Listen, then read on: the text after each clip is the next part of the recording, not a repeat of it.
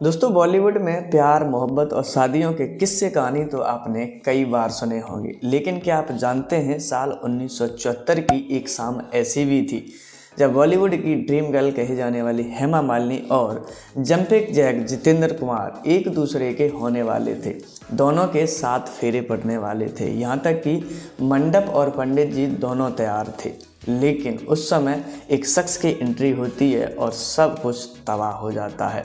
वो शख्स कोई और नहीं बल्कि बॉलीवुड के हीमैन कहे जाने वाले धर्मेंद्र होते हैं।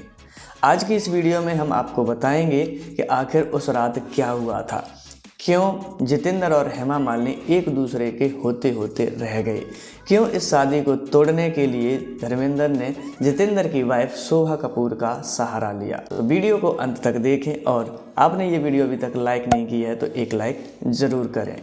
तो दोस्तों कहानी की शुरुआत होती है हेमा मालिनी के घर से, क्योंकि हेमा मालिनी की मां को ये पता चल चुका था कि हेमा और धर्मेंद्र के बीच रिश्ते बन चुके हैं और वो नहीं चाहती थी कि हेमा मालिनी एक ऐसे शख्स के साथ शादी करें जो पहले से शादीशुदा है। तभी सीन में एंट्री होती है जितेंद्र की। दरअसल उस समय जितेंद्र और हेमा मालिनी की ऑन स्क्रीन केमिस्ट्री काफ़ी पसंद की जाती थी। इसी मौके का फ़ायदा उठाते हुए हेमा मालिनी के पेरेंट्स ने जितेंद्र के घर वालों से उनकी दोनों की शादी की बात कर ली। हालांकि उस समय जितेंद्र शोभा सिप्पी के साथ में रिलेशन में थे, लेकिन घर वालों के दबाव और हेमा मालिनी की खूबसूरती को देखते हुए वो इस शादी के लिए तैयार हो गए। दोस्तों इस शादी की तारीखें तय हो गई और जगह भी तय कर ली गई।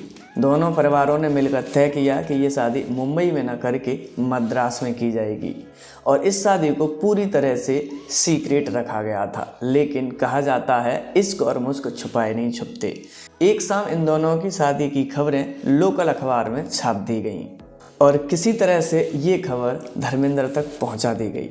ये खबर सुनकर धर्मेंद्र के पैरों तले ज़मीन खिसक गई, क्योंकि उन्हें इस शादी की कानो कान खबर नहीं थी और वे ये खबर सुनकर काफ़ी आहत हुए, क्योंकि वे हेमा मालिनी के साथ लंबे समय से रिलेशन में थे और हेमा मालिनी को बहुत प्यार करते थे।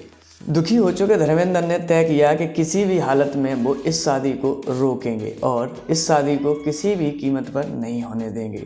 उन्होंने सोचा कि अगर वो अकेले इस स्थान पर जाएंगे तो उन्हें शादी में घुसने नहीं दिया जाएगा। काफ़ी सोच विचार करने के बाद उन्होंने जितेंद्र की गर्लफ्रेंड शोभा सिप्पी से संपर्क किया और उन्हें पूरी कहानी बताई।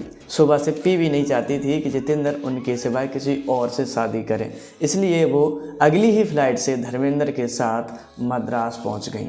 जैसे ही वे दोनों शादी के वेन्यू पर पहुंचे तो हाई वोल्टेज ड्रामा शुरू हो गया, क्योंकि जैसे ही धर्मेंद्र को हेमा मालिनी के पिता ने देखा तो वो गुस्से से आग बबूला हो गए और उन्होंने धर्मेंद्र को देखते ही कहा, तुम यहाँ पर क्या कर रहे हो, चले जाओ यहाँ से, मेरी बेटी की ज़िंदगी से हमेशा के लिए चले जाओ।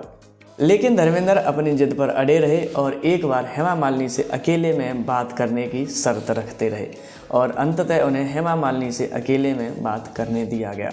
अब बंद कमरे में उन्होंने हेमा मालिनी से क्या बात करी ये तो कोई नहीं जानता, लेकिन जब वे दोनों बाहर आए तो हेमा मालिनी की आंखों में आंसू थे और उन्होंने इस शादी को करने से इनकार कर दिया और सोचने के लिए कुछ दिन का वक्त मांगा। हेमा मालिनी की तरफ से ये हरकत देखकर जितेंद्र के परिवार वालों ने अपमानित महसूस किया और उन्होंने तुरंत शादी छोड़ने का ऐलान कर दिया और वहाँ से वे वापस चले आए।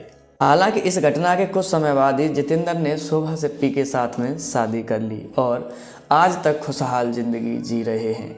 और साल 1980 में धर्मेंद्र ने भी धर्म बदलकर इस्लामिक रीति रिवाज से हेमा मालिनी के साथ में निकाह कर लिया था और वे दोनों हमेशा हमेशा के लिए एक दूसरे के हो गए थे। तो दोस्तों ये थी उस रात की वो कहानी जिसकी वजह से बॉलीवुड के 2 बड़े सितारे आपस में मिलते मिलते रह गए। अगर धर्मेंद्र उस दिन समय पर मद्रास न पहुंचे होते तो शायद बॉलीवुड की आज जोड़ियां कुछ और ही होती।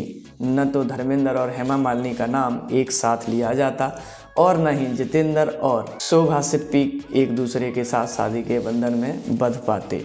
तो दोस्तों आपको क्या लगता है कि धर्मेंद्र को उस दिन शादी में पहुंचना चाहिए था या नहीं? या आपके हिसाब से हेमा मालिनी को जितेंद्र से शादी कर लेनी चाहिए थी? आपकी राय क्या है, हमें कमेंट सेक्शन में ज़रूर बताएं।